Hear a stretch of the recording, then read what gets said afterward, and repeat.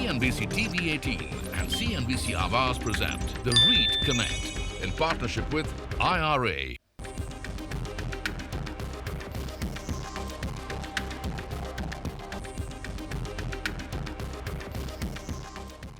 Hello and welcome और एक बार फिर से आपका बहुत बहुत स्वागत है हमारी खास पेशकश द रीट कनेक्शन में। रीट की जहां पर डिटेल बातचीत हो रही है, विस्तार से चर्चा हो रही है और हम आपको बता रहे हैं कि रीट्स को समझना बहुत आसान है। अब तक नहीं समझा तो अब ये हमारी खास सीरीज में एक बड़ा मौका है जहां पर आप रीट्स की पूरी ABCD क्या होता है, कैसे होता है, कहां चलता है, आप कैसे निवेश करेंगे और उसकी हर बारीकी हम आपको डिटेल में एक्सप्लेन कर रहे हैं। तो पिछले एपिसोड में आपने जाना कि रीट्स किस तरीके से काम करता है, होता क्या है, आप उसमें कैसे एंट्री ले सकते हैं, उससे कैसे फ़ायदा कमा सकते हैं और साथ में कुछ उससे जुड़े हुए अहम पहलू। आज का भी एपिसोड काफ़ी खास है। देखिए, किसी भी चीज़ को अगर आपको अच्छी तरीके से समझना है तो उसकी हिस्ट्री जानना बहुत ज़रूरी है। रीट्स हमारे देश के लिए नया हो सकता है लेकिन दुनिया में इसका एग्जिस्टेंस काफ़ी पहले से है।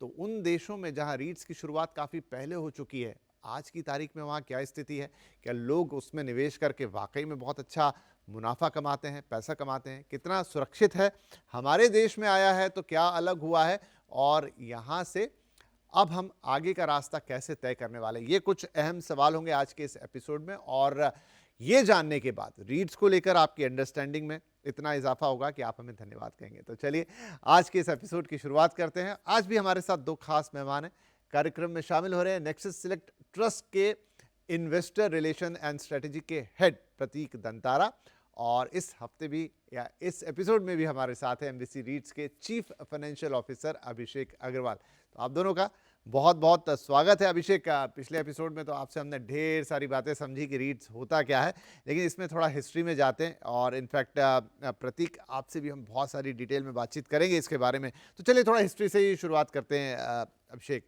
1960 आई थिंक अमेरिका में पहला रीट आया है दुनिया का।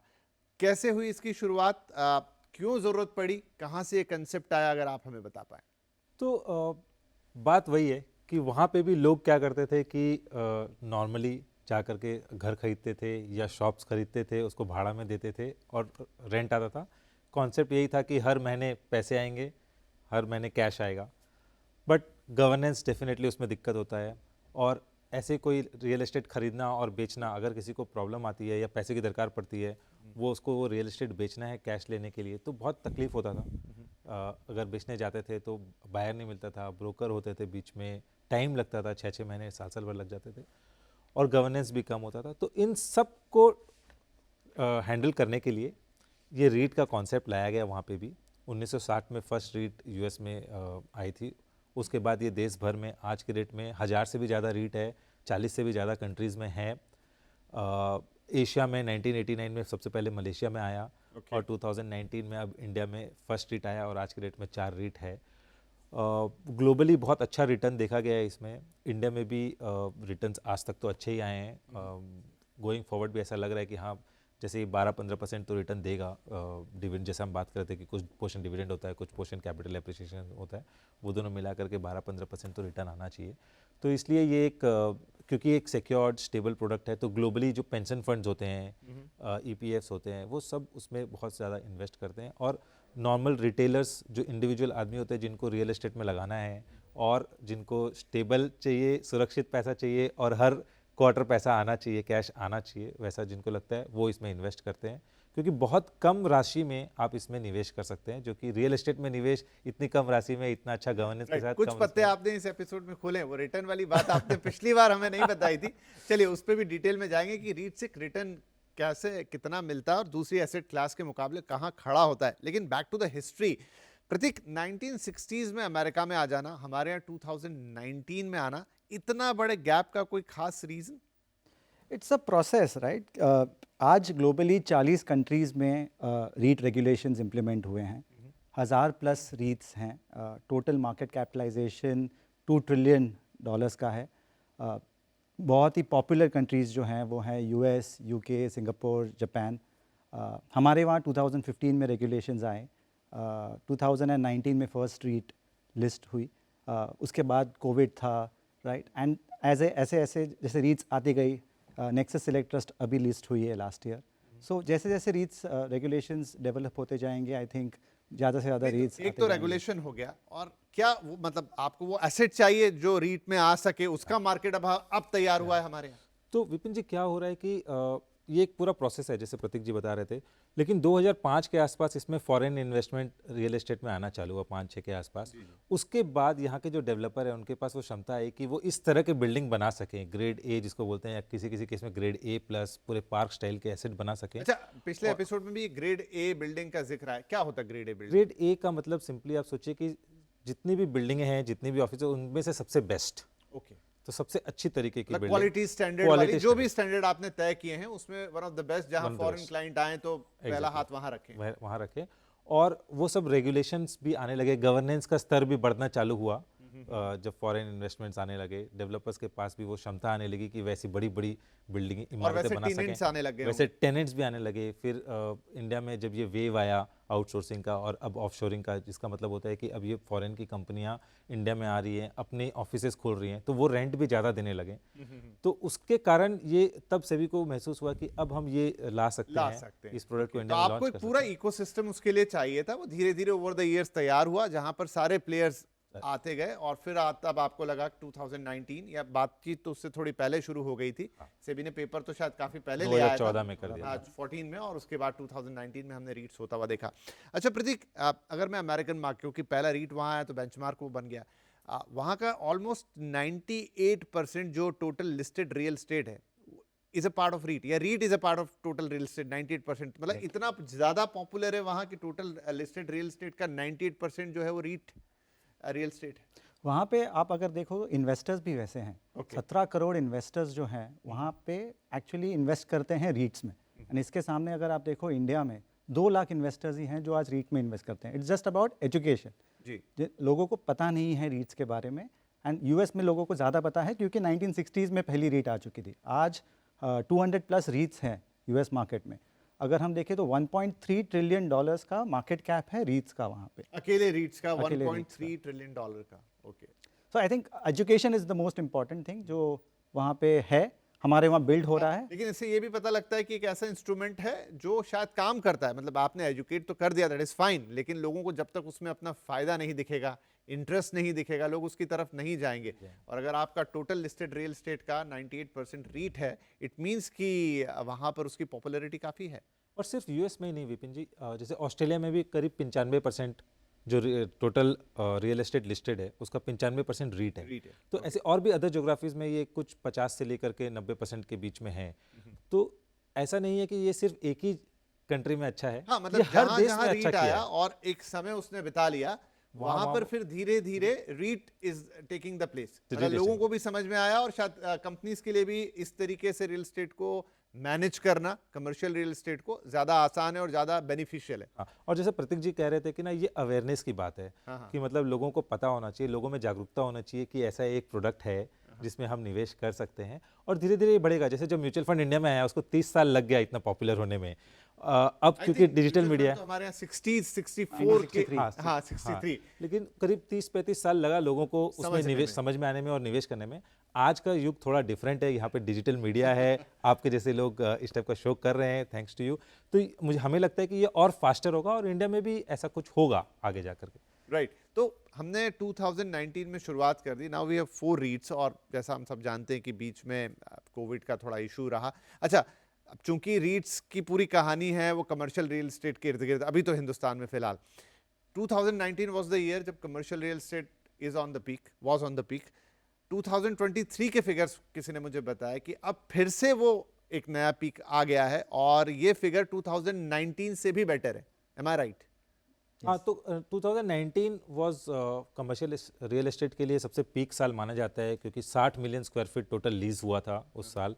2023 जो कैलेंडर ईयर है उसमें भी करीब करीब 60 मिलियन हुआ था, और अब हम देख रहे हैं कि यहाँ से ये ऊपर जाना चालू हुआ है। तो कोविड का 2-2.5 साल ऐसा था जिसमें कमर्शियल रियल एस्टेट के लिए थोड़ा सा आप बोल सकते हैं कि ब्रेक लगा था, बट अब वो गाड़ी बहुत ही तेज़ रफ्तार से आगे जा रही है। डिमांड बहुत और ज़्यादा आ रहा है, बल्कि वेस्ट से डिमांड बहुत ज़्यादा आ रहा है। तो हमें लगता है कि आने वाले साल कमर्शियल रियल एस्टेट के लिए और बेहतर रहेंगे। राइट, तो आने वाले समय में और भी रीट्स देख सकते हैं, और अभी जो मौजूदा रीट्स हैं, हाँ तो प्रतीक साहब आपका रीट सबसे यंगेस्ट है, 23 में ही लिस्ट हुआ, कैसा परफॉर्म कर रहा है? मतलब आपने जो सोचा था, क्योंकि आपका है एक डिफरेंट 3 रीट्स हैं जो कमर्शियल रियल एस्टेट पर यानी ऑफिस स्पेस के रीट्स हैं, और आपका है रिटेल यानी जिसमें आपने मॉल्स एज अ प्रॉपर्टी आपका बेस है। कैसा कर रहा है अगर हम आपसे पूछना चाहें? हमारा परफॉर्मेंस अगर आप स्टॉक प्राइस देखें तो बहुत ही अच्छा रहा है। हमारे पास 10 मिलियन स्क्वायर फीट है, 17 मॉल हैं, 14 सिटीज़ है, तो काफ़ी डाइवर्सिफाइड है। तो किसी भी इन्वेस्टर के लिए अगर इन्वेस्ट करना है तो किसी एक सिटी या एक एसेट पे कंसंट्रेशन नहीं है। It is all diversified India, across India, and it's perform really well since listing. हाँ, डाइवर्सिफिकेशन की बात हमने पिछले एपिसोड में भी की थी। आई थिंक आपका चूंकि एक रिटेल प्रॉपर्टी है, मॉल्स है 15 या 17 जगह पे हैं, 17 malls 17 and 14 malls है। cities। तो मतलब अक्रॉस इंडिया वो फैला हुआ है और अलग अलग जोग्राफीज का आपको फायदा मिल रहा है। 100, अगर मैं गलत नहीं हूं तो 100 रुपीज का इशू प्राइस था जब लॉट में, जो अगर हम कैलकुलेट करें, और आज शायद 135 या 136 है एक साल के अंदर। तो क्या ये मोटा मोटा कैलकुलेशन 35% के रिटर्न का हो सकता है या नहीं? मैं गलत, ये इतना सिंपल नहीं है बट कैलकुलेशन। विपिन जी, क्या होता है कि इसमें 2 कंपोनेंट है। एक तो आपने देखा कि ये साल भर से पहले 35% आगे चला गया, नेक्सस रेट की बात करूं तो, और दूसरा ये कि कुछ तो डिविडेंड भी आएगा हर 3 महीने में, तो इन्होंने डिविडेंड भी दिया क्या है। होगा, राइट? तो ये एक साल में ऐसा रिटर्न आया। बट अगर मैं आपको एवरेज की बात करूं इंडिया में, तो निवेशकों को सोचना चाहिए कि ये 30-35%, 40% रिटर्न हर साल नहीं आएगा। नहीं, हाँ डेफिनेटली ये लंबे समय का प्रोडक्ट है। तो लंबे समय में 12 से 15% रिटर्न हर सालाना आना चाहिए। क्योंकि अगर 35% रिटर्न आने लग गया तो सारी एसेट क्लास को छोड़कर लोग रीट्स में ही पैसा लगा देंगे। लेकिन 12-15% सालाना भी बुरा नहीं है। बुरा मतलब नहीं। I think mutual fund over the long time इतना देते हैं, बाकी एसेट क्लासेस भी देती हैं। अगर आप टिपिकली रियल एस्टेट में भी इन्वेस्ट करते हैं तो एनुअलाइज रिटर्न शायद इतना ही होता होगा ओवर द ईयर्स, और इस तरह की चीज़ें। एक इंपॉर्टेंट पार्ट है जो हम बातचीत भी कर रहे थे ब्रेक से पहले, वो ये था कि ट्रस्ट फैक्टर। ट्रस्ट तो इसके नाम में लगा ही हुआ है, लेकिन जब रियल एस्टेट की बात आती है, वो कमर्शियल हो चाहे रेजिडेंशियल हो, जब इंडिया में बात करते हैं तो थोड़ा सा मन में संशय आ जाता है। रीट से उस संशय को दूर करता है। हाँ, रीट बनाई इसलिए कि उस संचय को दूर कर पाए, क्योंकि जो इंडिविजुअल निवेशक होते हैं उनके पास शायद तो इतनी क्षमता नहीं होती कि वो जा करके पूरा ड्यू डिलिजेंस, जिसका मतलब होता है कि जाके पूरी अच्छी तरीके से जांच पड़ताल कर लें कि वो लैंड सही है कि नहीं, फिर उस पर कंस्ट्रक्शन ही करा लें और उसको फिर भाड़ा में दे दें। सही, तो ये प्रोडक्ट बनाया ही इसलिए गया था, ये शेयर बनाया ही इसलिए गया है कि उस संशय को हटा पाएँ। और इसके लिए सेबी जो हमारा रेगुलेटर है, उसने बहुत तरह तरह के रेगुलेशंस बना रखे हैं ताकि इन्वेस्टर्स के लिए ये हाईली गवर्नड हो। तो उनमें से कुछ अगर मुझे बताना हो तो हमारे पास मिनिमम, क्योंकि ये रेंट से जुड़ा हुआ प्रोडक्ट है, इसमें हमें भाड़ा आता है, तो कम से कम 80% हमारा एसेट ऐसा होना चाहिए जो कंप्लीट हो चुका है और जिससे भाड़ा आ रहा है। खाली 20% ही ऐसा हो सकता है जो अंडर कंस्ट्रक्शन है, जिसका कि मतलब ये, और ये construction चालू डिसाइड कर रहे हैं। करता है सेबी, ये सेबी ने बना रखा है, ये रूल है ऑलरेडी। ओके। दूसरा होता है कि हम जाके कोई लैंड ऐसे नहीं खरीद सकते, क्योंकि इंडिया में या कहीं पे भी जो संचय का मेन कारण ये होता है, वो ये होता है कि अगर कोई लैंड खरीदेगा, क्या पता उसका टाइटल सही नहीं मतलब कि उसका ओनरशिप सही नहीं है, कहीं हमें कुछ गड़बड़ तो नहीं हो जाए, हम महंगा तो नहीं खरीद लिए, या हम गलत जगह पे ज़मीन तो नहीं खरीद लिए जिसके ऊपर हम बनाएंगे बिल्डिंग बट वो भाड़ा में दे ही नहीं पाएंगे। तो इन सब को कब करने के लिए हम लैंड खरीद ही नहीं सकते इंडिविजुअल। दूसरा, कम से कम 80% एसेट ऐसा होना चाहिए किसी भी समय में जो कंप्लीटेड है, जिससे भाड़ा आ रहा है, ताकि निवेशकों का पैसा सुरक्षित रहे, स्टेबल रहे। जो एक और होता है वो ये होता है कि रियल एस्टेट में निवेशकों को ऐसा लगता है कि कहीं ये कंपनी ऐसी है वो बहुत सारा लोन ले ले। आज के डेट में आप सुनते होंगे, खबरों में भी आती रहती है कि बहुत सारा लोन ले लेंगे, जितना एसेट है उससे भी ज़्यादा लोन ले लिया और फिर बाद में कंपनी डूब सकती है। तो उसके लिए भी सेबी ने हमारे लिए 49% टोटल एसेट से ज्यादा का डेट नहीं ले सकते। सही कह रहे हैं। तो सेबी ने ये रूल बनाया है कि आप 49%, आपका जितना भी एसेट का वैल्यू है, 49% से ज़्यादा का आप डेट ले ही नहीं सकते। और अगर आप 25% से ज़्यादा लेते हैं तो आपको यूनिट होल्डर के पास जाना है और उनका अप्रूवल, उनकी सहमति लेनी है कि क्या मैं 25% से ज़्यादा जा सकता हूँ और जा सकता हूँ तो कितना।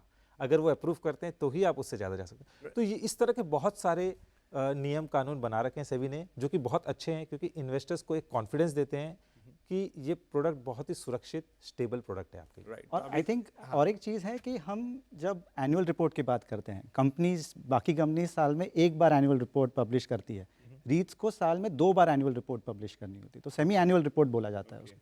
तो उसके मतलब है कि बहुत इन्फॉर्मेशन मिलती है लोगों को, इन्वेस्टर्स को एवरी 6 मंथ्स कि परफॉर्मेंस कैसे चल रहा है। राइट, तो हमारे दोनों स्पीकर्स ही ये कहना चाह रहे हैं, खासतौर पे अभिषेक ने पिछले एपिसोड में भी कहा, अभी भी कह रहे हैं कि ये बहुत ही एक ट्रस्टवर्दी प्रोडक्ट है, और नो डाउट क्योंकि सेबी द्वारा रेगुलेटेड है तो ट्रस्ट तो इसमें आ ही रहा है। और रेगुलेशन एक ऐसी चीज़ का जिसमें अदरवाइज ट्रस्ट की बहुत कमी है, real estate, I am sorry to say, लेकिन वहाँ पर सेबी की एंट्री और एक रेगुलेटेड प्रोडक्ट और इजी फॉर्मेट में प्रोडक्ट, तो कुल मिला के रीट पर भरोसा किया जा सकता है।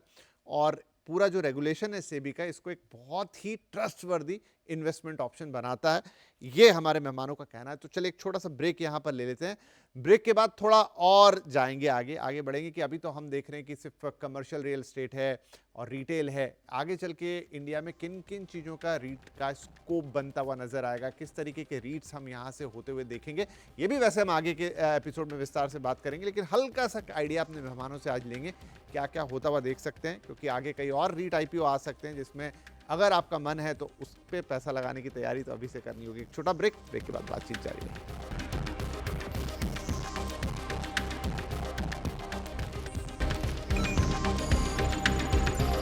CNBC TV18 and CNBC Awaaz present the REIT Connect in partnership with IRA. CNBC TV18 and CNBC Awaaz present the REIT Connect in partnership with IRA.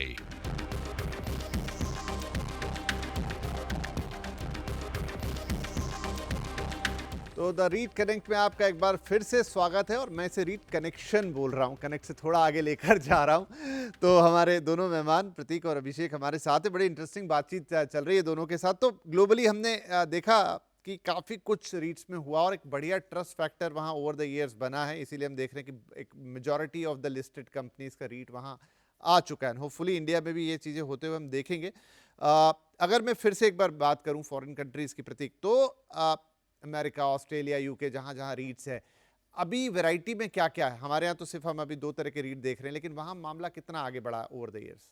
तो वहाँ पे अगर आप देखोगे तो apart from office and shopping malls, उसके अलावा REITs हैं data centres, warehousing, hospitality, student housing, hotels, इन सब में रीट्स हैं वहाँ पे। तो हमें लगता है कि आगे जाके ये सब एसेट क्लासेस में भी रीट्स होने चाहिए इन इंडिया। तो बहुत सारा काम वेयर हाउसिंग में, डेटा सेंटर्स में अपने यहाँ हो रहा है, तो क्या आते हुए देखेंगे जल्दी रीट्स? हो सकता है, क्योंकि आज के डेट में सेबी का जो रेगुलेशन है उसके हिसाब से कमर्शियल आना चाहिए, तो डेटा सेंटर बहुत ही जल्द आ सकता है। दो इंडिया में अभी जैसे हम बात कर रहे थे कि इतना टाइम क्यों लगा, क्योंकि वो डेवलप होना पड़ेगा, तो उतने डेटा सेंटर या किसी के पास वैसा पोर्टफोलियो होना पड़ेगा कि वो एक डेटा सेंटर का अलग रीट बना ले। बट ऐसा आने की संभावना है। कोई मिनिमम स्पेसिफिकेशन है कि इतना मिलियन स्क्वायर फीट होना चाहिए या टोटल वैल्यू इतनी होनी चाहिए? तो ऐसा है कि 500 करोड़ का नेटवर्थ मिनिमम होना चाहिए। ओके। बट जब भी कोई लिस्ट करने जाएगा तो अब एमएसएमई रीट भी आ चुके हैं, सेबी ने एक एमएसएमई रीट का भी गाइडेंस दिया है कि उससे कम 500 करोड़ से कम का है तो भी कर सकते हैं। बट कोई भी रीट अगर करने जाता है तो वो ये डेफिनेटली देखता है कि क्या मेरे पास इतना बड़ा पोर्टफोलियो है जिसको मैं रीट बना सकूं, जिसमें निवेशक आ सकें, और फिर उसको, क्योंकि इसमें बेनिफिट ऑफ साइज भी मिलना चाहिए। ओके। तो वो बेनिफिट मतलब सिर्फ रीट ले आना is not the purpose. The purpose is कि हम उससे कुछ बेनिफिट उठाएं, जैसे हमारा कॉस्ट भी कम हो, हमारा स्केल इतना बड़ा हो कि कॉस्ट कम होता जाए और निवेशकों को उसका मुनाफा मिले। तो उसके कारण मुझे लगता है कि इसमें थोड़ा टाइम है, लेकिन ये आएगा जरूर। कुछ कुछ ऐसे भी हो सकते हैं कि जैसे ऑफिस रीट जो है उसी में डेटा सेंटर भी ऑफिस रीट भी खरीद लें, ऐसा भी हो सकता है। और वेयर हाउस थोड़ा इंडिया में अभी है कि वो इनविट में आएगा कि रीट में आएगा, वैसा है। और सेबी ने आज इतना ही अलाउ किया है, बट जैसे यूएस में, ऑस्ट्रेलिया में, ये सब जगह हो रहा है कि बाकी चीज़ों का भी रीट आता है, जैसे प्रतीक जी कह रहे थे, तो इंडिया में भी आएगा, थोड़ा टाइम लगेगा। एक सवाल मन में प्रतीक आया, अभी आपने कहा आपके पास 17 मॉल्स हैं अलग अलग लोकेशन पे, तो एक बार अगर रीट आ गया तो उसमें और एसेट्स जुड़ सकती हैं या नहीं? वो एक बार जिस पे आप रीट लेकर आए उतना ही रहेगा? नहीं, बिल्कुल जुड़ सकते हैं। हम एक्विजिशन से ही ग्रो करते हैं। सो 2 वेक्टर होते हैं ग्रो करने के। आप ऑर्गेनिकली ग्रो करो, जैसे बिजनेस जैसे ग्रो करेगा, उन 17 मॉलों का बिजनेस भी ग्रो करेगा। सेकंड वेक्टर होता है इनऑर्गेनिक ग्रोथ, एक्विजिशन करके ग्रो करो। इंडिया में अगर आप देखोगे तो 100 मॉल्स हैं, तो हम 100 मॉल्स में से अक्वायर कर सकते हैं और ऐसे पोर्टफोलियो ग्रो कर सकते हैं। ओके, तो ग्रोथ लगातार होती रहती है, एसेट उसमें आपके एग्जिस्टिंग रीट में जुड़ती रहती है। अच्छा, ये तो हमने काफ़ी सारी बातें कर ली ग्रोथ और इसकी, चैलेंजेस भी डेफिनेटली होते होंगे। किस तरह के चैलेंजेस आप फेस करते हो? तो एक जो REIT as a financial product का अगर बात करें तो चैलेंज जो सबसे बड़ा हम बात कर रहे थे वो अवेयरनेस की है। नहीं लोगों ये में तो जागरूकता हमें की है। समझ में आ गया, ऑपरेशन लेकिन का- ऑपरेशनल चैलेंजेस क्या रहते हैं? ऑपरेशन चैलेंज का अगर बात करें तो इसमें दो फैक्टर्स हैं। पहले तो होती है पॉलिसी, जिसमें कि गवर्नमेंट से भी हमारे को बहुत हेल्प कर रही है। अभी लास्ट 5 सालों में हमने देखा कि उन्होंने हमारे लिए पॉलिसीज़ बहुत सारी चेंज की है, सो दैट ये रीट को बढ़ावा देने के लिए है, रीट का ऑपरेशन थोड़ा ईजी हो।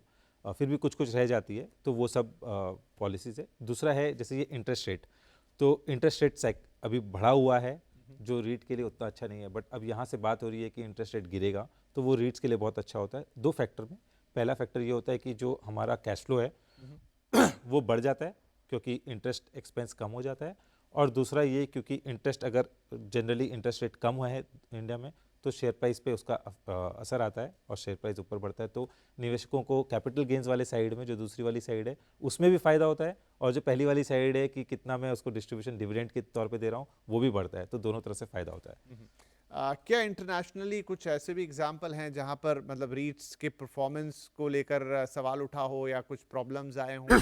या एक रीट, जैसे कई बार हम कंपनियों के शेयर में देखते हैं कि सर्टेन टाइम तक एक कंपनी ने बहुत अच्छा किया, लेकिन आफ्टर दैट कुछ ऐसी चीज़ें हो गई जहां से उसके शेयर प्राइस नीचे आ गया, उसका परफॉर्मेंस नीचे आ गया। रीट्स में भी ऐसा कुछ? हो सकता है, उतार चढ़ाव तो है, शेयर मार्केट है तो उतार चढ़ाव तो होगा।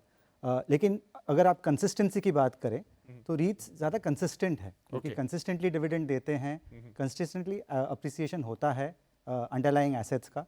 तो अगर ये दो चीज़ कंसिस्टेंटली है over a longer period of time, यह एक और इंटरेस्टिंग सवाल मेरे मन में आ रहा है कि देखिए दो चीज़ें हैं आपके इसमें। एक तो डिविडेंड हो गया, वो डिपेंड करेगा कि आपके टेनेंट्स कैसे हैं, आ रहे हैं, कब आ रहे हैं, कितना जा रहा है, वो बहुत सारे दूसरे इकोनॉमिक फैक्टर पे डिपेंड करता है। लेकिन इन जनरल जो कैपिटल अप्रिसिएशन है, एक घर मैंने खरीद लिया, दुकान खरीद लिया, ओवर द ईयर्स उसके भाव बढ़ते ही हैं, घटना तो कम होता है। तो ये जो कैपिटल अप्रिसिएशन वाला पार्ट है, क्या ये कांस्टेंट रहता है?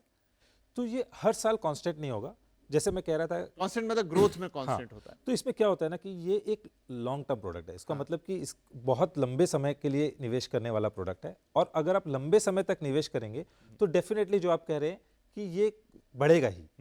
लेकिन क्या होता है कि जैसे 2 साल पहले कोविड आया था, तो उस समय ये प्रॉपर्टी प्राइसेस इतने बढ़े नहीं, शेयर प्राइसेस भी नीचे आ गए कोविड तो थे। एक बहुत हाँ, एक्सेप्शनल चीज है, तो हम उसको थोड़ा अलग रख देते हैं। सही बात कह रहे हैं। तो ऐसा ही अगर कुछ आता है, इंटरेस्ट रेट बहुत ज़्यादा बढ़ जाता है, तो कुछ सालों में बढ़ता है, कुछ सालों में हो सकता है ये सेम रहे, कुछ सालों में हो सकता है नीचे रहे, लेकिन अगर लंबे समय तक कोई निवेश करता है तो ये बढ़ेगा ही, क्योंकि लैंड तो और बन नहीं रही है। लैंड, क्योंकि लैंड वाला पोर्शन जो है, जो आपका एक कैपिटल एसेट है, वो तो बढ़ेगा। अब ये हो सकता है कि कभी आईटी में मंदी आ गई, कभी ग्लोबल मंदी आ गई, कभी कुछ हो गया, तो कभी क्लाइंट्स आ रहे हैं, नहीं आ रहे हैं, उतना किराया आ रहा है, नहीं आ रहा, उसके फ्लक्चुएशन काफ़ी हो सकते हैं।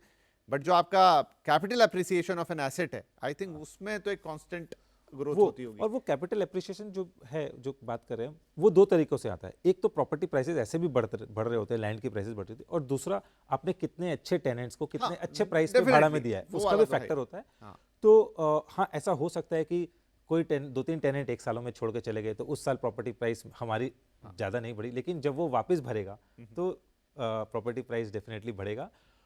उसमें मैं ये भी बोलूँगा कि हम रीट्स, जो हम पहले भी बात कर रहे थे, रीट जब हम करते हैं, हम बहुत चुनिंदा लोगों को ही ये रेंट पे देते हैं, राइट। ताकि अगर कोविड भी आ जाए तो हमें सारा रेंट मिला है कोविड के थ्रू भी, तो वैसे टेनेंट को अगर देंगे आप तो रेंट तो आएगी, तो वो भी एक फैक्टर है। चलिए, तो काफ़ी सारे इंटरेस्टिंग फैक्टर्स हैं। तो मुझे लगता है जितनी बातचीत में जो हमें देखने वाले हैं, जो हमारे दर्शक हैं, उनको ये तो समझ में आ गया कि ये कुछ कायदे की चीज़ है जिसमें इन्वेस्टमेंट किया जा सकता है। लेकिन अब इन्वेस्टमेंट करने जाते हैं तो कई सारी एसेट क्लास होती हैं जहां पर आप ऑलरेडी कई सालों से इन्वेस्टमेंट कर रहे होंगे। रीट्स इस एसेट क्लास में कहाँ बैठता है, तो आगे के एपिसोड में यही बात करेंगे, थोड़ा इन डेप्थ जाएंगे। As an asset class REITs कैसा है, उसके साथ क्या क्या चीज़ें जुड़ी हुई हैं, जो हमने पहले एपिसोड में भी देखा था कि आप कैसे किसी रीट को समझेंगे, इवेल्युएट कैसे करेंगे, इन पॉइंट्स को थोड़ा डेप्थ में समझेंगे अपने एक्सपर्ट्स के साथ, और कितने रिटर्न्स पा सकते हैं, कितना एसेट एलोकेशन आपको करना चाहिए आपके टोटल एलोकेशन का, ये तमाम सवालों के जवाब जो कि आपके मन में आ गए होंगे, अगले एपिसोड में आपको मिलेंगे। लेकिन फिलहाल के लिए प्रतीक और अभिषेक, बहुत शुक्रिया, बहुत अच्छी तरह से आपने हिस्टोरिकल पर्सपेक्टिव हमें दिया रीट्स का। और आगे इंडिया में हम क्या देख सकते हैं और क्या क्या छोटी छोटी बातें हैं जो किसी के भी मन में आती होंगी, वो बहुत अच्छे से समझाई। So thank you very much, आपने हम लोगों का साथ दिया और दर्शकों को ये बात इतने इजी ढंग से समझाई है। और आप दर्शकों का भी शुक्रिया, अच्छा रिस्पांस हमें इसके लिए मिल रहा है। सो आगे के एपिसोड्स के लिए भी मैं भी एक्साइटेड हूँ, इनफैक्ट आप भी एक्साइटेड होंगे, जहाँ हम रीड्स को और बेहतरीन तरीके से समझने की कोशिश करेंगे ताकि आपका हो सिर्फ फ़ायदा। तो इस हफ्ते के लिए इतना ही, इस एपिसोड के लिए इतना ही। अगले एपिसोड में फिर मुलाकात करेंगे, तब तक अपना ध्यान रखिए। Take care, bye bye.